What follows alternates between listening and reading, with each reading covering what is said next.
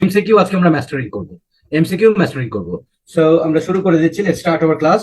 10টা 9 বাজে, ঠিক 1 মিনিটের মধ্যে শুরু করছে। আশা করি দেখা যাচ্ছে ম্যাটেরিয়ালসটা। 27 28 29।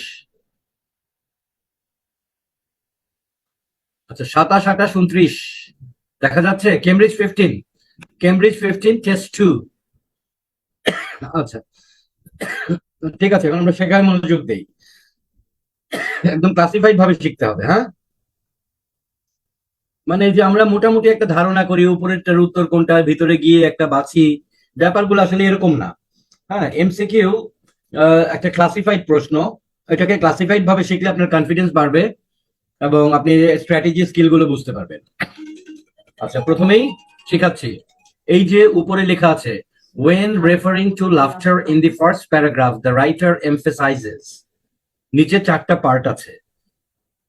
এই 4টা পার্ট ছাড়া উপরের পার্টটাকে বলে stem part, STEM, stem part. এটাকে বলে স্টেম স্টেম পার্ট। স্টেম কেন? স্টেম মানে গাছের কাণ্ড। গাছের কাণ্ড যেমন মূল অংশ, এমসিকিউ একটা গাছ, উপরেরটা মূল অংশ বা কাণ্ড, নিচের গুলা শাখা প্রশাখা বা চয়েসেস। নিচের গুলা choices or branches, choices or branches. So MCQ is a tree. ঠিক আছে, ব্রাঞ্চেস বানান ভুল হয়েছে আমার, ঠিক করে দিচ্ছি আবার, ব্রাঞ্চেস। আচ্ছা, তাহলে এমসিকিউ একটা ট্রি। এটা হলো গাছের কাণ্ড, এখান থেকে 4টা শাখা প্রশাখা। আবার এটা গাছের কাণ্ড, এখান থেকে 4টা শাখা প্রশাখা। এখন খেলাটা কি? খেলাটা হচ্ছে 3টা কাণ্ড ছেটে ফেলতে হবে, সরি, 3টা শাখা ছেটে ফেলতে হবে।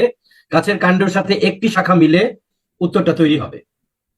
তাহলে eliminate 3 from among 4 and choose 1। এটাই তো এমসিকিউ এর খেলাটা। তাহলে প্রথম যেটা, সেটা হচ্ছে যে এমসিকিউ এর বিষয়টা কি। বিষয়টা হচ্ছে, যেমন দেখেন, কোনটা প্রশ্ন, এই যে এটা প্রশ্ন। What does the writer suggest about Charlie Douglas. নিচে 4টি উত্তর আছে, এই উত্তরের একটি এই স্টেম পার্টের প্রশ্নের উত্তর দিবে। কিন্তু এইটা কিন্তু প্রশ্ন না। সো এমসিকিউ এর স্টেম আবার 2 ধরনের, একটা কোয়েশ্চেন মার্ক, একটা আনফিনিশড পার্ট। আনফিনিশড পার্ট, যেমন when referring to laughter in the first paragraph the writer emphasizes, তাহলে আনফিনিশড পার্টের ক্ষেত্রে 4টা কি পড়তে হবে, এরকম আর কি। মানে আমরা পরীক্ষার হলে পড়বো না, শেখার জন্য পড়বো। যে when referring to laughter in the first paragraph the writer emphasizes its impact on language. When referring to laughter in the first paragraph the writer emphasizes B, its function in human culture. একইভাবে the writer emphasizes its value to scientific research. The writer emphasizes, first paragraph তো আছেই, its universality in animal choices. তাহলে unfinished এর সাথে কোনটা যোগ দিলে, unfinished plus মানে স্টেম প্লাস এ, নাকি স্টেম প্লাস বি, নাকি স্টেম প্লাস সি, নাকি স্টেম প্লাস ডি দিলে যে কথাটা পাওয়া যায় তার একটি প্যারাফ্রেজড ভার্সন সিনোনিম দিয়ে অন্য স্ট্রাকচারে একই অর্থ প্যাসেজের ভেতরে আছে। এটা হলো গিয়ে ইলাবোরেটেড এক্সপ্লেনেশন অফ এমসিকিউ গেম, যে এমসিকিউটা আসলে এটা। তাহলে এখন স্টেম পার্টের সাথে কানেকশন লাগবে, whether it is the answer to the question like 28 এর মতো কোয়েশ্চেনের অ্যান্সার, অথবা আনফিনিশড এর বাকি অংশ। এই কথা পর্যন্ত কি বোঝা গেছে নাকি? আমি যা বোঝালাম এই কথাটা বোঝা গেছে কিনা? হয় এটা কোয়েশ্চেনের অংশ নিচের, মানে কোয়েশ্চেনের উত্তর যে কোনো একটি এবং 3টি বাদ, আরেকটা হচ্ছে আনফিনিশড এর সাথে কোনটা যুক্ত হলে এরকম একটা অর্থ প্যাসেজের ভেতরে পাওয়া যাবে, কিন্তু আনফিনিশড এর সাথে বাকি 3টা যোগ করলে প্যাসেজের ভেতরে পাওয়া যাবে না, এরকম পুরাটা। ঠিক আছে না? তো আমি আরেকটু ভেঙে বললাম আর কি, আমরা যা বুঝি সেটাকে আমি সুন্দরভাবে সিস্টেমেটিক্যালি ভেঙে বললাম। এখন এটা তো মাত্র শুরু স্যার, এটা তো বোঝার এবং টেকনিকের শুরু মাত্র। এটুকু তো আমরা সবাই বুঝি, আমি শুধু ভেঙে সুন্দরভাবে মানে বললাম যে যে যে ব্যাপারটা কি এমসিকিউ এর, মানে প্রশ্ন এবং সলিউশনের ব্যাপারটা কি। এখনো তো টেকনিকেই আসি নাই, এমসিকিউ তো এতটুকু না, এটা মাত্র শুরু করলাম কথা আমি। এখন আসবো টেকনিকে। এই টেকনিক শেখার জন্য এমসিকিউ প্রশ্ন কিভাবে বানায় এইটা বোঝা খুব জরুরি। অর্থাৎ এমসিকিউ প্রশ্ন বানানো বলতে বোঝাচ্ছি চয়েসের এই যে এবিসি, চয়েস বা ব্রাঞ্চ পার্ট গুলো কিভাবে বানায়। ঠিক আছে, এইটা জানা খুব জরুরি। এটা না জেনেই বেশিরভাগ 98% মানুষ পরীক্ষা দেয়, 99% মানুষ পরীক্ষা দেয়। আমরা যদি জানতাম যে কিভাবে বানায়, শুধু আমরা এইটুকু মানে শুরুতে জানি 4টার ভিতরে একটি সঠিক উত্তর আর 3টি হলো রং উত্তর। The wrong choices are more carefully and thoughtfully set by the question makers. অর্থাৎ রং চয়েস গুলো সঠিক উত্তরের চাইতে আরো অনেক বেশি চিন্তার খোরাক সহ তারা বানিয়ে থাকেন, যাতে করে ভুল হলে আমরা ওই জন্য ভুল হয় বলেই তো ওই রংগুলার দিকে ধাবিত হই। তাহলে the wrong choices are more carefully and thoughtfully set by the question makers. এখন কিভাবে কেয়ারফুলি এবং থটফুলি রং চয়েস গুলাকে সেট করা হয়ে থাকে, বা টোটাল চয়েস গুলাকে কিভাবে সেট করা হয়ে থাকে? 5টা নিয়মে রং চয়েস এবং সঠিক অ্যান্সারকে ঠিক করা হয়, মানে 5টা ওয়েতে।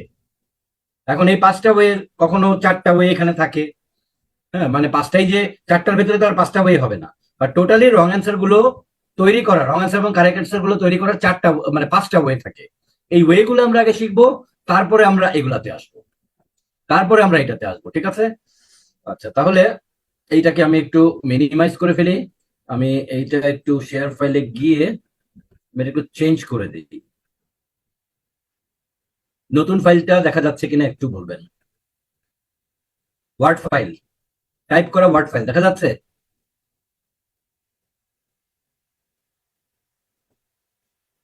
Okay fine. এখন শেখার জন্য এই যে এইটাকে আমি তৈরি করেছি, ঠিক আছে? শেখার জন্য এটাকে আমি তৈরি করেছি।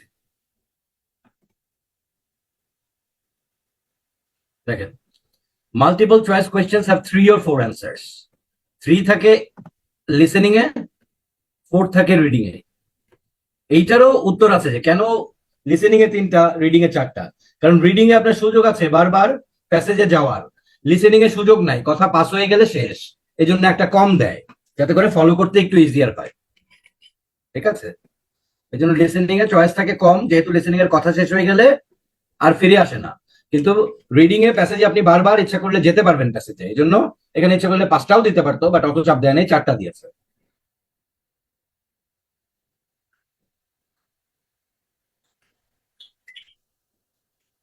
খুব ভালো করে শিখবেন, ভেরি ইন্টারেস্টিং। এখন আমরা দেখব, but only one of which is correct. Usually there are such types of answers. Answers মানে choices আর কি, such type of answers oblique choices. এই যে ABCD 4টা থাকে, এগুলা বানায় এইভাবে।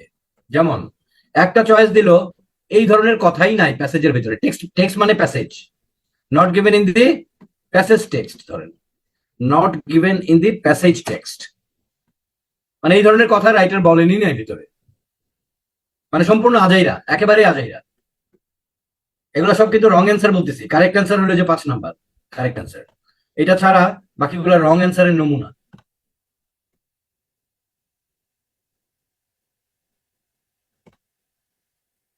এটাকে বলতেছি আমরা ইররিলেভেন্ট অ্যান্সার অথবা পার্টলি ম্যাচড। ইররিলেভেন্ট অ্যান্সার, অপ্রাসঙ্গিক উত্তর করে হয়, পার্টলি ম্যাচ করে হয়, which is not exactly stated in the text. দেখেন আমি লিখেছি কিন্তু এক্স্যাক্টলি, নট এক্স্যাক্টলি, তার মানে পার্শিয়ালি, কিছু কথা মিলবে কিছু কথা মিলবে না। So that is not the answer, এটা একটা ট্র্যাপ। পার্টলি ম্যাচ, যেমন কোয়েশ্চেনে আছে P+S, প্যাসেজে গিয়ে এই যে কোয়েশ্চেন, এই যে এটা হলো এই কিউ মানে কোয়েশ্চেন, এই পি মানে প্যাসেজ। আচ্ছা, এই প্যাসেজের পি আর এই পি ইয়ে হয়ে গেছে, তাহলে আমরা একটা কাজ করি, আমরা এটাকে আর নাম দিই। আর মানে যে কোনো একটা কথা, এর সাথে আরেকটি কথা, মানে দুটি ইনফরমেশন কোয়েশ্চেনে আছে। প্যাসেজে গিয়ে দেখলাম শুধু আর আছে, এস নাই। অথবা প্যাসেজে গিয়ে দেখলাম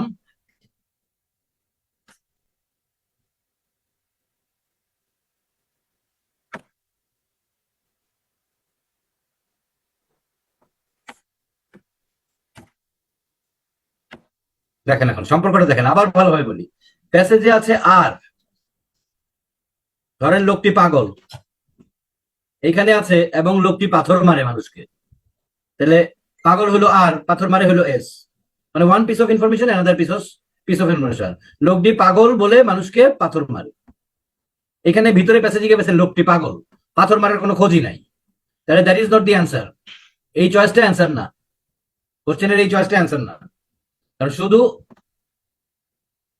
অর্ধেক পার্ট ম্যাচ করছে বা পার্শিয়ালি ম্যাচ করছে।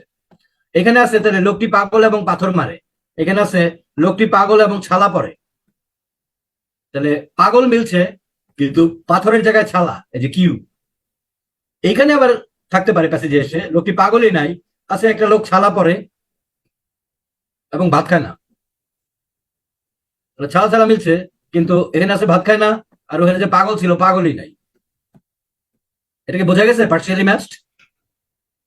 পার্সিয়ালি ম্যাচড, পার্সিয়ালি ম্যাচড বোঝা গেছে কিনা? ক্লিয়ার সবাই? হ্যাঁ, মানে এরকম পাগল ছাড়া পরে এগুলো তো থাকবে না, কিন্তু যে ফর্মুলাটা বোঝানোর জন্য আমি আপনাকে বুঝাইলাম, ঠিক আছে? ফর্মুলাটা বোঝানোর জন্য আমি আপনাকে বোঝালাম যে পিকিউআরএস দিয়ে আমি কি বুঝিয়েছি। তাহলে পার্সিয়ালি ম্যাচড, সোজা কথা পার্সিয়ালি ম্যাচ, এটাকে আমরা বলবো ইররেলেভেন্ট অ্যান্সার। Irrelevant answer. আবার খেয়াল করি আমরা, আর একটি ইনফরমেশন, এস একটি ইনফরমেশন, আর প্লাস এস। প্যাসেজে গিয়ে পাইছি পার্সিয়াল, শুধু আর, অথবা খালি আর ম্যাচ করে, কোশ্চেনে যেটা চয়েসে যেটা এস ছিল তার বদলে আছে কিউ, অথবা প্যাসেজে এসে পাইছি প্রশ্নের অর্ধেক এস আরই নাই তার বদলে কিউ। তাহলে দেখেন প্রত্যেক ক্ষেত্রে আপনি এইটা এটা চেক করেন, আর প্লাস এস ভার্সেস আর, ম্যাচড অনলি আর। আর প্লাস এস, প্যাসেজে এসে পাইছি আর প্লাস কিউ, ম্যাচড অনলি আর, পুরোটা ম্যাচ করে নাই। আর প্লাস এস, প্যাসেজে এসে পেয়েছি এস প্লাস কিউ, তাহলে অনলি ম্যাচড এস, আর কিউ ম্যাচ করে নাই। Clear now? Clear now? Okay fine. তাহলে এটা কি হবে, এই যে কোশ্চেনের এইটা যখন এইভাবে পার্সিয়ালি ম্যাচ থাকবে প্যাসেজের সাথে, that is a wrong answer, that is a trap, that is a trap, wrong answer. এই যে তখন এই যে এই রুলটা ফলো করে প্রশ্নটাকে বানানো হয়েছে। এই জন্য বলছি অনেক চিন্তা ভাবনা করে রং উত্তর বানানো, রং উত্তর বসানো হয়। অনেক সময় আমরা অপোজিট খেয়াল করি না,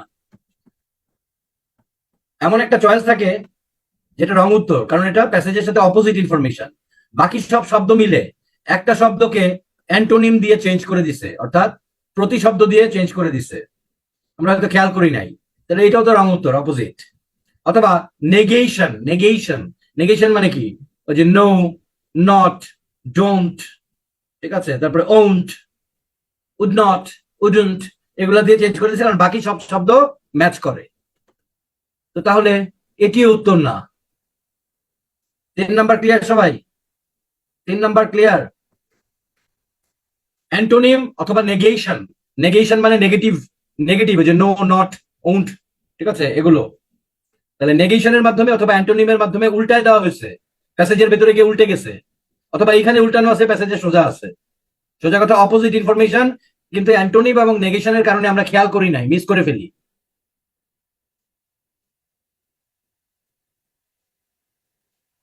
নাম্বার 4, হ্যাঁ, নেগেশন হয়ে আবার অ্যান্টোনিম হলে তাহলে তো আবার কারেক্ট হয়ে যাবে, কিন্তু যে কোনো একটা হয় নেগেশন অথবা অ্যান্টোনিমের মাধ্যমে আসলে উল্টানো আছে, আবার মাইনাস মাইনাস হইলে আবার প্লাস হয়ে যাবে। আচ্ছা, এই 4 নাম্বারটা বোঝার চেষ্টা করবেন সবাই। This is the greatest trap of MCQ.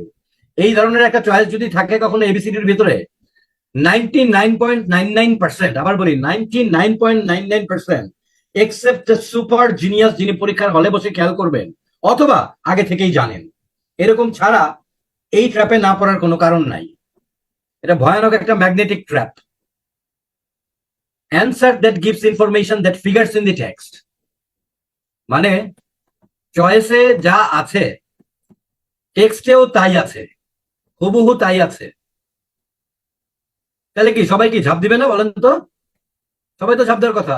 ওই চয়েসে যা আছে, ওই চয়েসের মধ্যে যা আছে প্যাসেজের ভিতরে সিনোনিমাসলি তাই আছে, তাহলে ওইটাই তো উত্তর। কিন্তু একটু ওয়েট স্যার, আপনার, আপনাকে কি বলছে স্টেম পার্টের উত্তর না নিচেরটা? এইখানেই হলো গিয়ে সমস্যাটা। উত্তরটা হতে হবে স্টেম পার্টের, আপনাকে তো বলে নাই নিচের কোনটি প্যাসেজে পাইয়াছেন। এমসিকিউ আপনাকে বলে নাই স্টেম পার্ট মানে উপরেরটা, আপনাকে বলছে নিচের কোনটি প্যাসেজে পাইয়াছেন এবিসিডি, আপনাদের একটা প্রশ্নের উত্তর। তাহলে হুবহু চয়েসের কথাটা পেয়েছেন স্টেম পার্ট ছাড়া, কিন্তু একটু চেক করলে দেখা যাবে ওটা স্টেম পার্টের উত্তর নয়। কথা কি বুঝাইতে পারছে কিনা? স্টেম পার্টের উত্তর নয় কেন? এটা তো স্টেম পার্ট থাকার না থাকার ভিতরে তো পার্থক্য আছে, বুঝেননি আপনি?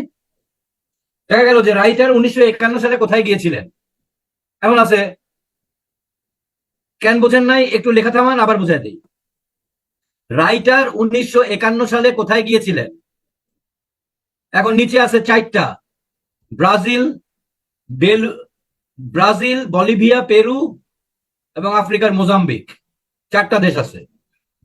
আপনার প্রশ্ন কি রাইটার কোন দেশে গিয়েছিলেন, নাকি 1951 সালে কোন দেশে গিয়েছিলেন? 1951 সালে কোন দেশে গিয়েছিলেন? এখন ভেতরে গিয়ে তো 4টাই আছে। রাইটার 4 জায়গায় গেছিলেন, বাট 51 সালে গেছিলেন বলিভিয়া। সো দেয়ারফর স্টেম পার্টের উত্তর হবে বলিভিয়া। নিচের তিনটাই তো আছে, নিচের 4টাই আছে ভেতরে। কাজে প্যাসেজের ভেতরে পাওয়া আর স্টেম পার্টের উত্তর হওয়া দুটি কখনোই এক কথা নয়। এবার কি বোঝা গেছে কথা? আমি সহজ উদাহরণ দিয়ে বোঝালাম। লম্বার ক্ষেত্রেও এরকম আছে, লম্বা স্টেম পার্টের ক্ষেত্রেও এরকম আছে। তার মানে ব্যাপারটা যেন আবার বলি, চয়েসের একার কোনো ভ্যালু নাই, স্টেম পার্টের আন্ডারে উত্তর হচ্ছে। যখন আপনি স্টেম পার্টটা বাদ দিবেন, প্যাসেজের ভিতরে হুবহু অনেক কথাই পাবেন। এখন হুবহু পাওয়া, হুবহু একটা চয়েস আমি প্যাসেজের ভিতরে পেয়ে যদি লাফায় উত্তর দেই, এর মানে দাঁড়াইছে এইটা আমি বুঝছি প্রশ্ন নিচের কোনটি প্যাসেজে আছে। তাহলে তো সব প্রশ্নই, সব এমসিকিউই নিচের কোনটি প্যাসেজে আছে হওয়ার কথা। কথা কি বোঝাইতে পারছি? এই চিন্তা কিন্তু আমাদের মাথা নিয়ে আমরা পরীক্ষা দিই না আসলে। এবং আই গ্যারান্টি ইউ, যদি 7টা এমসিকিউ থাকে, 7টাতে যদি এই ট্র্যাপ দেওয়া থাকে, এই 7টাই ভুল হবে মানুষের ওই পরীক্ষার হলে প্রেশারের ভেতরে এবং আগে না জানা থাকলে।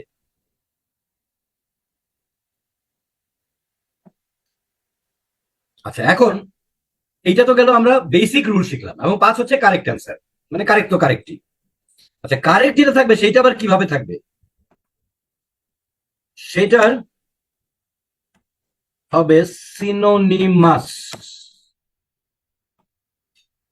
সিনোনিমাসলি এক্সপ্রেস থাকবে এটা। তাহলে উল্টা ভাবে বলতে হয়, যদি হুবহু 2-1টা পার্ট ম্যাচ করে তাহলে উত্তর হওয়ার সম্ভাবনা কম, আর যদি সিনোনিমাসলি হয় উত্তর হওয়ার সম্ভাবনা বেশি। এগুলো হলো সাইড টিপস, খুচরা টিপস। যেই চয়েসের বেশিরভাগ পার্ট হুবহু শব্দ 2-1টা ম্যাচ করে যাবে, সেটা সম্ভবত উত্তর না, মোর দেন 80% শিওর। যেটার 1টা 2টা পার্ট সিনোনিমাসলি মিলে গেছে, এখনো পুরোটা চেক করা হয় নাই, সেইটার উত্তর হওয়ার সম্ভাবনা অনেক বেশি, আপনি না বুঝলেন। এগুলা কিছু খুচরা টিপস পকেটে থাকতে হয়, যে বন্দুক শেষ হয়ে গেলে যাতে ছুরি মারতে পারি, খালি হাতে তো পারবো না। বোঝা গেছে? Right, weapons. এখন তাহলে আমরা ওই ট্র্যাপ গুলাতে পড়বো না, শুধু কারেক্ট অ্যান্সারে যাব, শুধু কারেক্ট অ্যান্সারে যাব, not confusing it with other answers বা other choices. To understand what I mean, see an example below.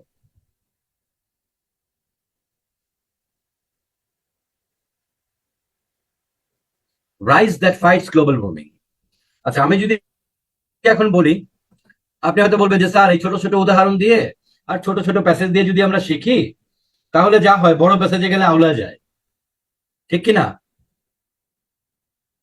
এই কথা সঠিক কিনা? একটু ইয়েস নো লিখান। ফাইন। এই ধারণা যে ভুল, এই ধারণা যে ভুল, এইটা ভাঙার একমাত্র ওয়ে হচ্ছে ছোট প্যাসেজেও যদি পেঁচায় যায়, মানে কয়েক লাইন, 7-8 লাইনে যদি আপনি এমসিকিউ, 7-8 লাইনের একটা প্যারাগ্রাফ থেকে যদি আপনি এমসিকিউ না করতে পারেন, যদি কনফিউশন হয়, তাহলে কি বড় প্যাসেজের দোষ হবে? বড় প্যাসেজের দোষ তো হবে না তাইলে। মানে আমি বড় প্যাসেজ, আমি বললাম যে আপনি বিশ্বাস করেন, আপনি পারবেন, আপনি পারলেন না, তখন আপনার কথা বিশ্বাস হলো না। আমি এখন মানে মানে টিচার মানুষ দেখে বা আমি ইনস্ট্রাক্টর বলে আপনি বলার সাহস পাইলেন না বা বেয়াদবি করলেন না, ওইটার দরকার নাই। আপনার একটা ফিলিং আসা দরকার, আপনার একটা অনুভূতি আসা দরকার। অনুভূতির আসার জন্য আমি উল্টা কাজ করাবো, সেটা হচ্ছে কয়েক লাইনের একটা প্যারাগ্রাফের ভিতরে এমসিকিউ পেঁচাই দেবো। তার মানে তখন কি বোঝা যাবে? ছোট যাহা বড় তাহা, মূল হইলো আসলে ছোট প্যাসেজের বিষয় না, বড় প্যাসেজের বিষয় না, এমসিকিউ এর প্যাচ বোঝাটাই মূল বিষয়। এমসিকিউ এর প্যাচ বোঝা যদি মূল বিষয় হয়, আর ছোটটাতেও যদি প্যাচ লাগে, তার মানে বোঝা যাচ্ছে এমসিকিউ এর মূল বিষয় বা এমসিকিউ এর প্যাচ বুঝলে, কোনো প্যারাগ্রাফ না, কোনো প্যাসেজ না, কোনো ভোকাবুলারি না, তখন তাইলে ছোটটাও যা বড়টাও তাই। এটা তো শিওর, লজিকটা তো ক্লিয়ার। Okay, let's see. এই যে এইটাই প্যাসেজ আপনাদের, এই যে এইটাই প্যাসেজ শেষ, এই যে শেষ, প্যাসেজ শেষ, প্যাসেজ শেষ, এটাই প্যাসেজ। ঠিক আছে, এইটাই প্যাসেজ, এইটুকুই passage.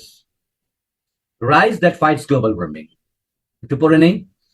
More than half the global population relies on rice as, মানে যেহেতু ছোট আছে পড়ে নিতে পারি, regular part of their diet, but rice paddies more than half half the global population.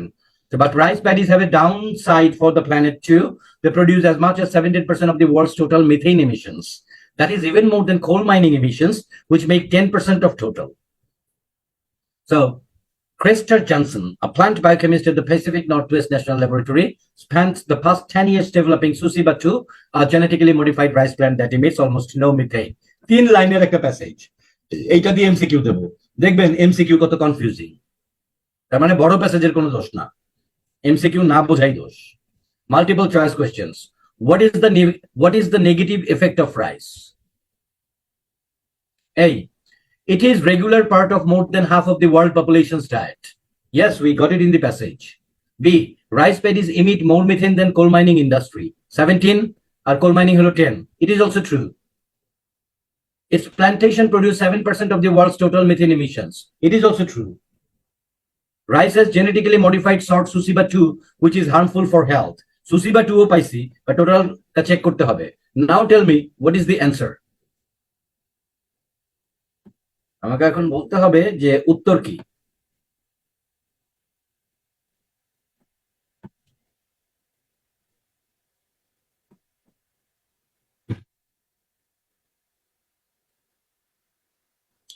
Fine, দেখি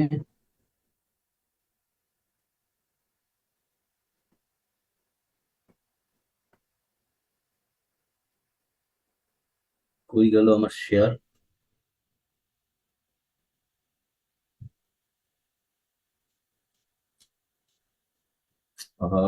একটু একটু ওয়েট করেন, একটু ওয়েট করেন, শেয়ারটা আমার ইয়ে হয়ে গেল।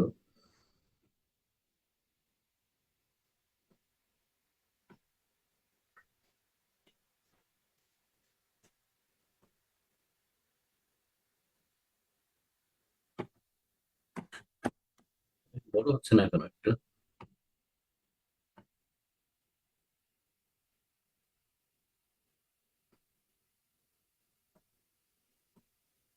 মুসিবত হয়ে গেল তো, একটু একটু ওয়েট করে দিচ্ছি।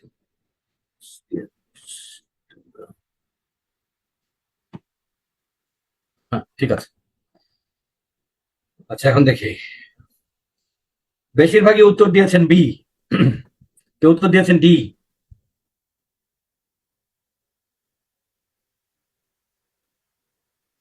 আচ্ছা, দেখি আমরা। আচ্ছা, হ্যাঁ, প্যাসেজটা একটু দেখি আমরা। হ্যাঁ, তাহলে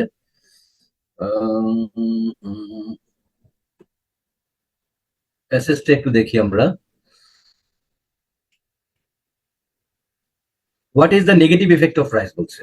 এখন প্যাসেজটা একটু দেখি আমরা, একটু ছোট করে দিই আমি। হ্যাঁ, হালকা। হ্যাঁ, পড়েন দেখে। নাও ইট ইজ কনফিউজিং না, দেখেন। আচ্ছা, let's go for the analysis. Let's go for the analysis. কোনটা উত্তর দেখি আমরা। আমরা এই যে অ্যানালাইসিস আমি লিখে রাখছি। প্রশ্ন কি, what is the negative effect of rice? Directly negative effect is the question, not প্যাসেজে কি পাইছেন।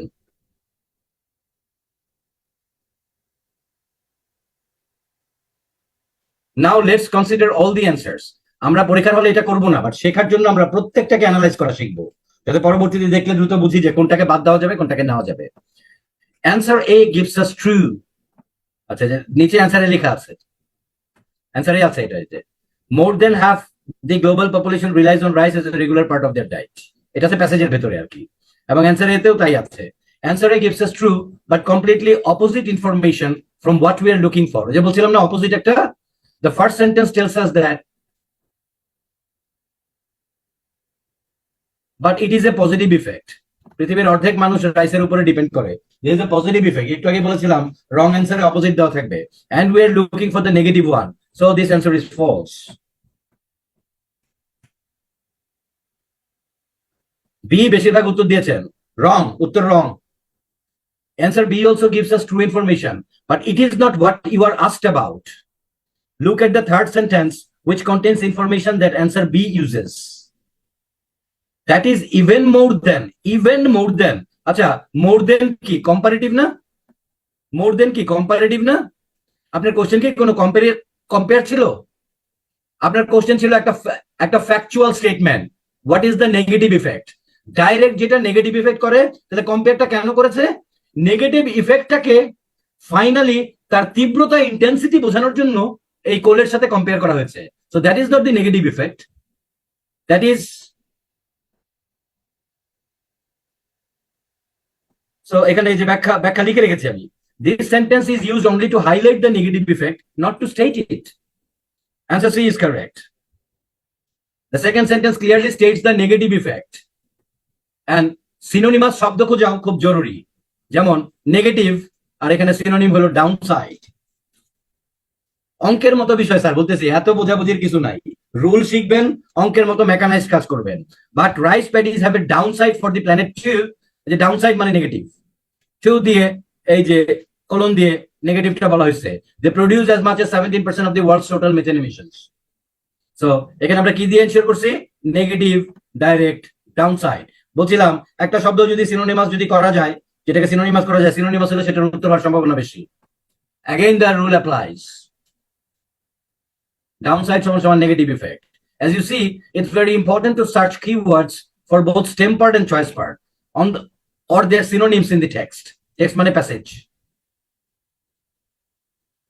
অন্য চয়েস গুলো দেখি কি আছে। D. Answer D is irrelevant. খালি সুসিবা 2 ম্যাচ করছে, ওই যে irrelevant যেটা বলছিলাম, partly matched. It was not written anywhere that Susiba 2 is harmful. Spend the past 10 years developing Susiba 2, a genetically modified rice plant that emits almost no methane. এখানে বলছে no methane, বরং এটা মানে উল্টা হওয়ার সম্ভাবনা বেশি, যে এটা হার্মফুল কম, আর এটাতে বলছে harmful. Is it clear to you now যে মাত্র কয়েক লাইনের ভেতরেও প্যাচ মারা যাবে? কাজে ভোকাবুলারি কঠিন, বড় প্যাসেজের বিষয়বস্তু কঠিন, এগুলা স্যার আমাদের জুজুর ভয় ছাড়া আর কিছুই না। আমরা আসলে ওই এমসিকিউটা পারি না, আমরা আসলে ট্রু ফলস নট গিভেনটা পারি না, আমরা আসলে ফিল ইন দ্য ব্ল্যাঙ্কসটা পারি না। দোষ দেই হলো গিয়ে স্পেস এক্সপ্লোরেশন নিয়ে স্যার প্যাসেজ, এই প্যাসেজ জীবনে পড়ি নাই, কঠিন কঠিন সেন্টেন্স, কঠিন ভোকাবুলারি, ওগুলোর সাথে আপনার উত্তর করার কোনো সম্পর্ক নাই, মনে রাখবেন, একদম বাজি চ্যালেঞ্জ।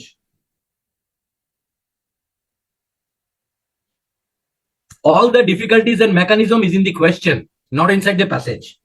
প্যাসেজ রাইটারের সাথে প্রশ্ন যিনি বানিয়েছেন তার সাথে কোনোদিন দেখা হয় নাই, মনে রাখবেন। প্যাসেজ রাইটারের কোনোই দোষ নাই, সব দোষ যে একটা প্রশ্ন বানাইছে ওই প্রশ্নের ভিতরে। কাজেই প্রশ্ন যে অ্যানালাইজ করতে পারবে, প্রশ্ন সংক্রান্ত যে পূর্ব ধারণা এবং টেকনিক শিখে যাবে, সেই IELTS reading a win over করবে। আবার বলি, সমস্ত রহস্য প্রশ্নের ভিতরে।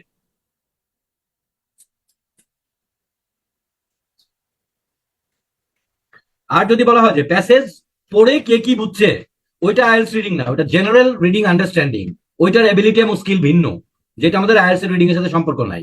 আইএলটিএস রিডিং এর সম্পর্কটাই উত্তরের সাথে, টোটাল প্যাসেজের বিষয়বস্তু বোঝাবুঝির সাথে না।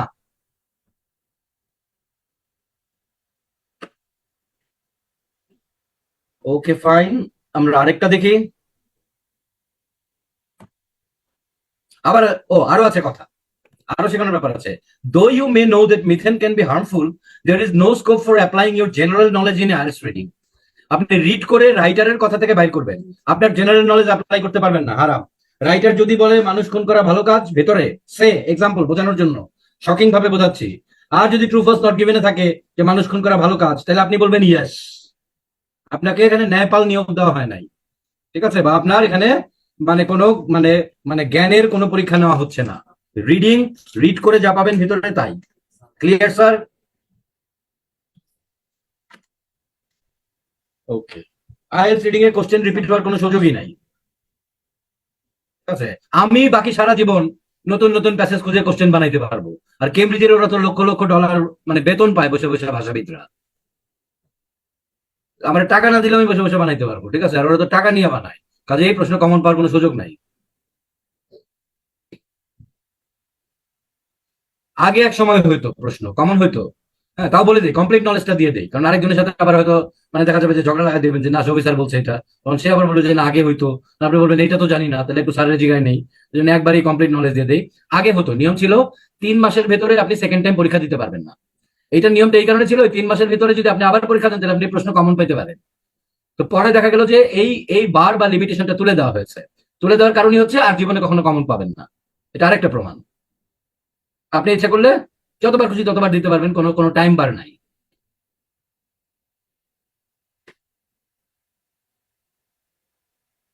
আচ্ছা, ওই যে মানে এমসিকিউ এর ক্ষেত্রে বলেছেন না, ওই যে মানে হোল লোড কেন পড়বো আমরা? হোল লোড কোনোদিনই পড়বো না। কিভাবে মানে অ্যান্সার সার্চ করে আমরা ওই যে স্ক্যান করে স্কিম করে কিভাবে বের করে শিখেছি, সেই একই পদ্ধতি অ্যাপ্লাই করব। আগে আমরা এমসিকিউ এর মেকানিজম বুঝে নিচ্ছি, তারপরে যাবো সার্চিং এ। ঠিক আছে?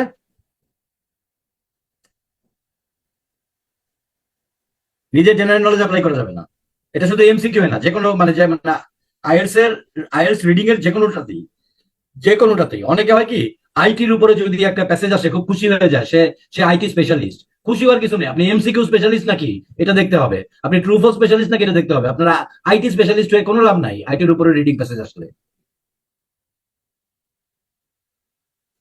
So this answer uses some words from the text just to confuse you.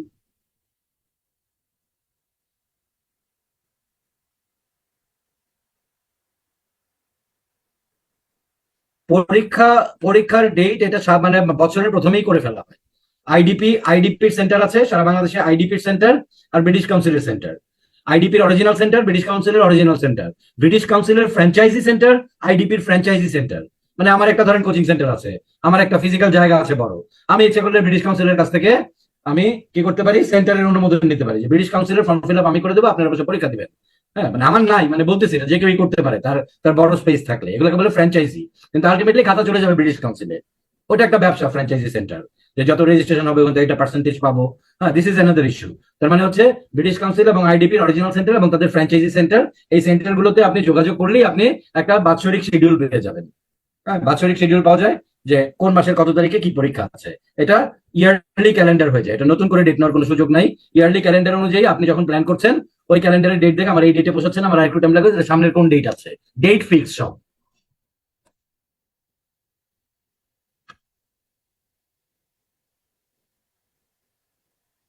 আচ্ছা, অন্যান্য প্রশ্ন আমরা পরে উত্তর দিই, আমরা এমসিকিউ আছে, আমরা এমসিকিউ এ যাই। ঠিক আছে স্যার, এটা শেষ করি। আরেকটা, আরেকটু বড় দিলাম, অল্প একটু বড়, ওইটা চেয়ে আরেকটু বড়। তার মানে বোঝাতে যাচ্ছি, তারপরে যাবো আমরা অরিজিনাল প্যাসেজে। তার মানে আমরা যেই লেভেলেরই প্যাসেজ দেখি না কেন, 3 লাইনের দেখি আর 15 লাইনের দেখি আর 2 পাতার দেখি, ওই যেই লাও সেই কদু। এমসিকিউ পারলে পারবেন, এমসিকিউ না পারলে কোনোটাই পারবেন না। সিম্পল কথা একদম। এমসিকিউ না পারলে, এমসিকিউর এই বিষয়গুলো না বুঝলে আপনি 3 লাইনের প্যাসেজ দিলেও পারবেন না, বা ভুল হওয়ার সম্ভাবনা থাকবে। পারবেন না মানে আমি ছোট করছি না কাউকে, বা ভুল হওয়ার সম্ভাবনা থেকেই যাবে।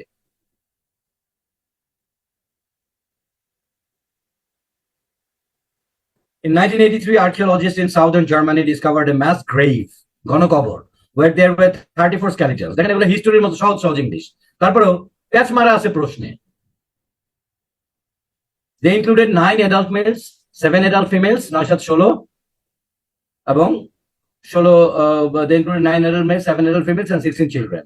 আচ্ছা, আর দুইটার হিসাব নাই, আর দুইটা হয়তো বোঝায় নাই। All of the skeletons showed sign of fatal trauma, including head wounds, মাথায় আঘাত সহ। None of them showed any sign of defensive wounds, মানে wound কিন্তু আবার ওই যে বোঝা যায় যে মানে সে ডিফেন্স করতে গিয়ে ওই যে খামচা খামচি পাঁচরা পাঁচরির দাগ, এগুলোকে বলে ডিফেন্সিভ wounds, সাজেস্টিং, যদিও আমাদের অর্থ বোঝার দরকার নেই, তারপর এটা আসলো একটা জেনারেল নলেজ হিসাবে বলে দিলাম, suggesting they were killed whilst running away, তার মানে উইদাউট ডিফেন্স, দৌড়ানোর সময় মারা হয়েছে। The Talheim death pit dates from Stone Age, around 7,000 years ago. It offers some of the oldest evidence of organized group violence between two communities, that is of a war, and যুদ্ধ, একটা মৃতের ধ্বংসস্তূপ, death pit. Clearly, humans have been fighting wars for thousands of years, and we may not be the only ones. We may not be the only ones. মানে we মানে এখানে humans. Humans না, human মতো প্রাণী, ভাল্লুক, chimpanzee এরাও হতে পারে। There is growing evidence that several other species also engage in warfare, including our closest relatives, the chimpanzees. That suggests we have inherited our predilection for warfare.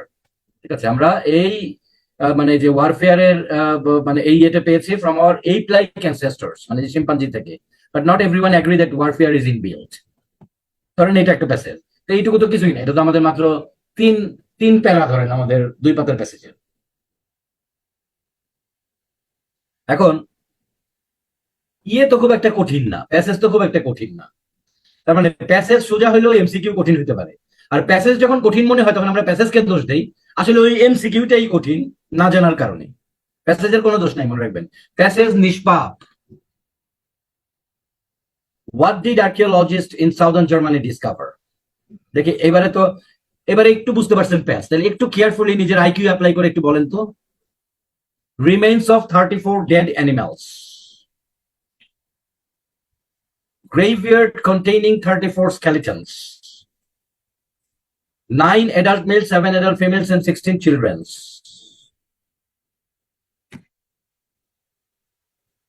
একটু carefully দিবেন উত্তর, যেহেতু আমি এটা দিয়েছি কাজে বোঝা যাচ্ছে যে এখানে একটু সমস্যা আছে।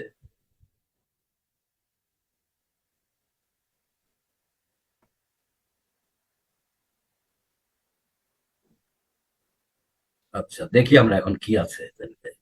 বি পেয়েছি, ডি পেয়েছি, সিও পেয়েছি, এ কেউ পাই নাই। আচ্ছা এ বাদে বি সি ডি তিনটাই আসছে। লেটস সি, মজা, মজার বিষয়। দেখি অ্যানালাইসিস দেখি।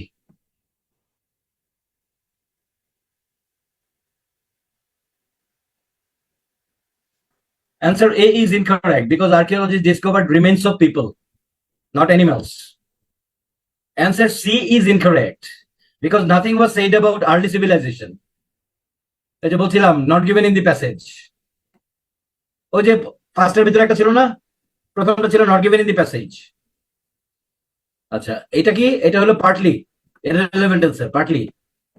Answer D is incorrect because it doesn't mention that discovered people were dead. দেখেন মজার বিষয়,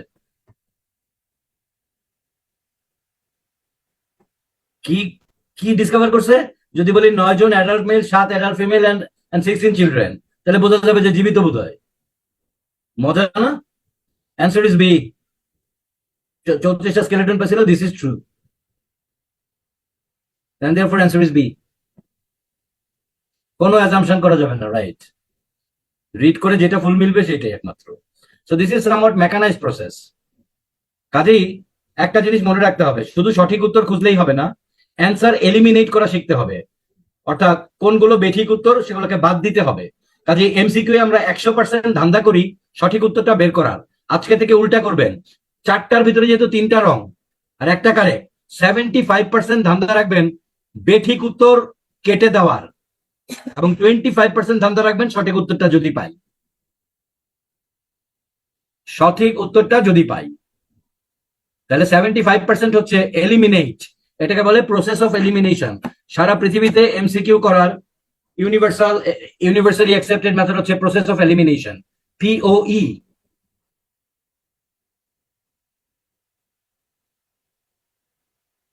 প্রসেস অফ এলিমিনেশন, তার মানে POE অ্যাপ্লাই করতে হবে 75%, আর 25% হলো ওই সিনোনিমাসলি কোনটা রিড করে হুবহু ট্রু পাওয়া যায়।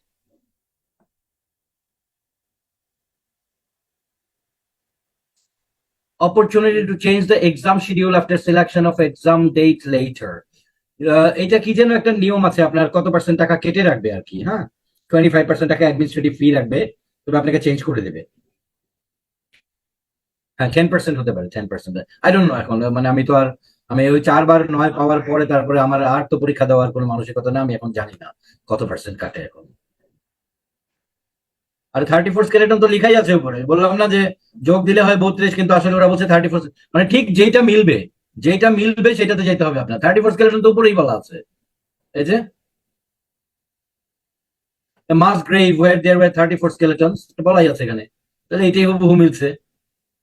আর বাকিগুলো আমরা বেশি বুঝতে গিয়ে নষ্ট হয়ে গেছে, বেশি বুঝতে গিয়ে ডিস্টর্টেড ইনফরমেশনকে সত্য ভেবে বসছি। Clear sir?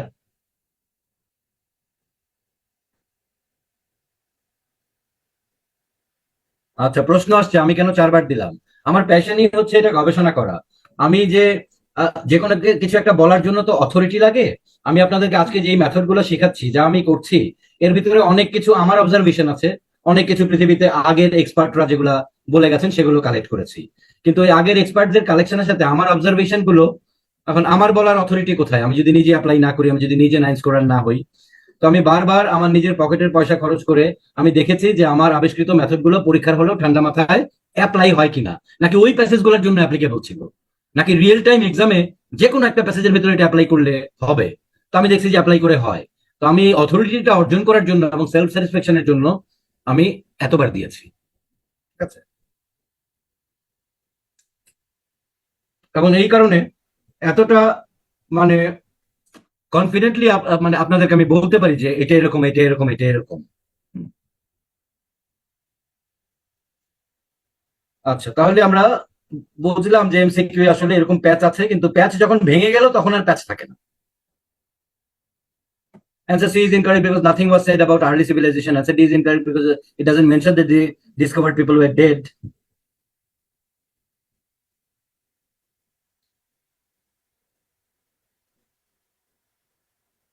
Why do human beings fight according to the article?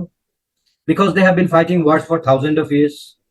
Because chimpanzees were humans' closest relatives engaged in warfare. Because humans inherited predilection for warfare from their ape-like ancestors. এই কথাটা বলা আছে ভিতরে, but এইটা ওটার কারণ কি না? ওই যে দুইটা যোগ দিলে এক হবে কিনা, প্যাসেজে হুবহু পেয়েছি কিন্তু স্টেম পার্টের উত্তর কিনা এটা দেখতে হবে। Because fighting is their inbuilt instinct. সবগুলো কথাই হয় আমার জ্ঞান দ্বারা সত্য, অথবা পার্টলি সত্য, অথবা প্যাসেজের ভিতরে হুবহু আছে কিন্তু স্টেম পার্টের উত্তর কিনা, যা যা শিখাইছি ওগুলো মনে রাখতে হবে। All the answer A and B give true information. They are not the reasons why human being fight. Answer D gives false information. আমরা চেক করার দরকার নেই, জাস্ট জিনিসগুলো বোঝেন যে কি কি যুক্তি দিয়ে বাদ দেই আমরা, POE কিভাবে করি। A and B give true information মানে পাইছি ভিতরে, বাট স্টেম পার্টের সাথে কানেকশন নাই। They are not the reasons why human being fight, সেটা ভিতরে দেওয়া নাই, খালি বর্ণনা আছে এটা। Answer D gives false information. Fighting is never mentioned as instinct. Answer C is correct in the last paragraph. So আশা করি বোঝা গেছে যে রং উত্তরগুলা কেমন হয়।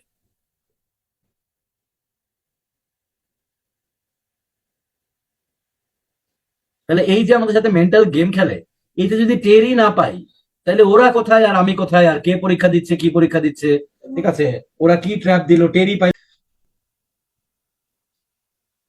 এখন আমরা কেমব্রিজের এটাতে দেখবো যে ব্যাপারটা কিরকম দাঁড়ায়। ফুল প্যাসেজ আমরা কখনোই পড়বো না, ফুল প্যাসেজ জীবনেই পড়বো না, এটা কোনো আইডিয়াই না, ঠিক আছে? যিনি ফুল প্যাসেজ 2-3 মিনিটে পড়তে পারেন, এত ফাস্ট রিডার এবং এত ভালো মানে আন্ডারস্ট্যান্ডিং আছে, তার জন্য এটা সময় নষ্ট। আচ্ছা, ফুল প্যাসেজ পড়ার তেমন কোনো অর্থই নেই আসলে, কারণ আমার কাজটাই হচ্ছে প্রশ্নের উত্তর করা।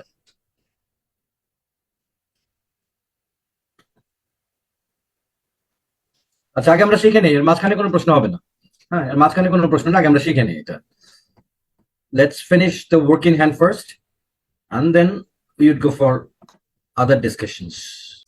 আমরা যেটা করব সেটা হচ্ছে, যদি এমসিকিউটা প্রথম প্রশ্ন হয়ে থাকে আমার, মানে প্যাসেজে পড়ে তো মিনিমাম 3 ধরনের প্রশ্ন থাকে, MCQ, fill in the blanks, true false not given. আমরা মিনিমাম সাবজেক্ট ম্যাটারটা জেনে নেব, এবং এই যে কোনো সাব হেডিংস থাকলে সেটা পড়বো, বাট প্যাসেজ পড়বো না। যারা প্যাসেজ পড়ার কথা বলছেন, মানে জাস্ট বি ক্ল্যারিফাইড যে কি পড়বো। হ্যাভিং আ লাভ, তেমন কিছু বুঝলাম না। হ্যাভিং এ লাভ, হাসা, the findings of psychological scientist, তার মানে একটা রিসার্চ, এই হাসির উপরে একটা রিসার্চ এসে, রিসার্চ ফাইন্ডিংস, এই যে findings of psychological scientist reveal the importance of humour. বুঝছি কি নিয়ে আমার প্রশ্ন কাজ করবে, টোটাল এসেটা এই নিয়ে, এটুকুই যথেষ্ট। আমার কাজ প্যাসেজ বোঝা না, আমার কাজ প্রশ্নের উত্তর করা। When referring to laughter in the first paragraph, the writer emphasizes, আমি আপনাদেরকে বেসিকটা শেখালাম এতক্ষণ, এখন রিয়েল এক্সামের জন্য আর কিছু অর্নামেন্টেশন শিখতে হবে। অর্থাৎ আপনার ওই যে বিয়ের কোণেকে বউটু সাজানোর পরে তারপরে আপনার মেকআপ, তারপরে গয়নাগাটি, এগুলো আছে না? এখন এখানে কয়েকটা জিনিস দেখাবো আমি, কয়েকটা জিনিস না, দুইটা, হ্যাঁ কয়েকটাই ধরেন। আমরা বেসিক খেলাটা মাত্র শিখেছি, এখন আসবো এক্সাম ফরম্যাটে আর কি কি হয়। স্টেম পার্টের একটা করে কিওয়ার্ড, একটা বা দুইটা কিওয়ার্ড লাগবে, যার কারণে স্টেম পার্ট একটা নির্দিষ্ট প্রশ্নে পরিণত হয়। নাহলে তো হতো নিচের কোনটি ফার্স্ট প্যারাগ্রাফে বলা হয়েছে, তাহলে কোন শব্দটা এখানে গুরুত্বপূর্ণ কিওয়ার্ড? এমফেসাইজেস, রাইটার জোরপূর্ণভাবে কোনটি বলেছেন। তার মানে কি এটি হতে পারে না যে রাইটার 4টিই বলেছেন কিন্তু জোরপূর্ণভাবে একটি বলেছেন? তাহলে সেটি উত্তর হবে। আবার জোরপূর্ণ মানে চারটিই বলেছেন এমন না হয়ে পার্টলি ম্যাচড, ওটাও হতে পারে। হুবহু আছে স্টেম পার্টের উত্তর না, ওটিও হতে পারে। মানে নট গিভেন টোটালি, সেটাও হতে পারে। তো সবগুলোর জন্য আমাদের প্রিপেয়ার থাকতে হবে। তাহলে স্টেম পার্টের একটা দুইটা কিওয়ার্ড আমাকে নিতে হবে, যেই কারণে স্টেম পার্ট একটা নির্দিষ্ট প্রশ্নে পরিণত হয়। এই একটি, যেমন এখানে what does the writer suggest about Charlie Douglas. ঠিক আছে, তাহলে এখানে মূল জিনিস হচ্ছে সাজেস্ট করেছে